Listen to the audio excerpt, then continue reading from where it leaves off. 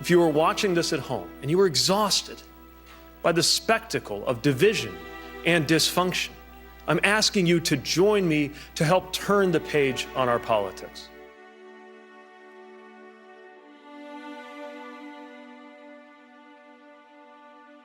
Imagine what would be possible right now with ideas that are bold enough to meet the challenges of our time, but big enough as well that they could unify the American people. My brain is still in recovery mode from taking in so many high-level important ideas.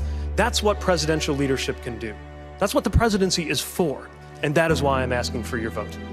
What I'm offering is something completely different, and I'm insisting that what it takes to govern is also what it's going to take to win. I'm the best candidate to do that, to turn the page, to move us into a different future, and that's such a priority right now, knowing that this is our one shot, our only shot to defeat this president. I think that actually these bold ideas about how to make American life better are part of how we're going to unify the country, and we have got to unify this country because it has become dangerously divided and frighteningly polarized. This is our chance to do something about that, and it's at the core of my campaign. What I'm seeing is a hunger to make sure that we're delivering solutions that are oriented toward the future. You know, right now, we are facing issues whose scope was not seen a few years or decades ago. These are not the kinds of conflicts that we were used to a decade or a generation ago. We're talking about complicated dynamics with proxy fighting, with different kinds of players, sometimes hard to even tell where something came from. And that's the world that the next president is going to have to manage.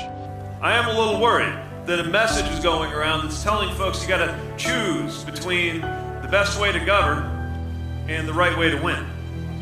I'm here to insist that the right way to do both of those things is with a focus on the future.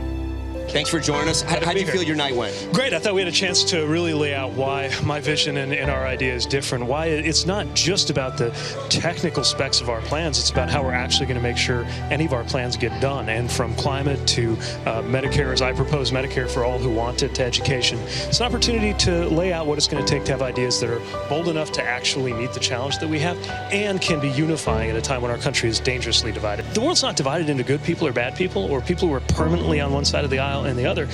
It's about what leadership can draw out of us, and I see a huge opportunity. Without watering down our values or pretending to be anything we're not, I see a huge opportunity to build a working American majority around the issues we need to tackle, from immigration to gun violence to wages.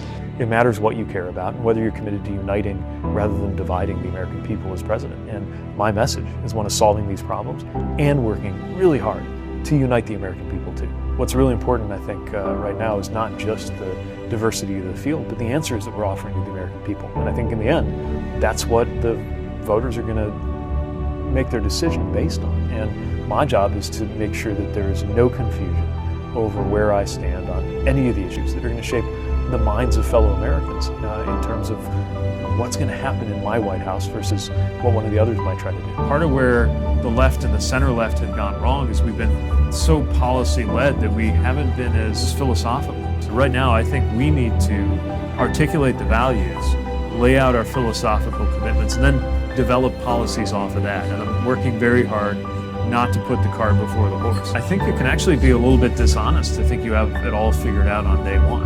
But I don't think we ought to have that all kind of locked in on day one.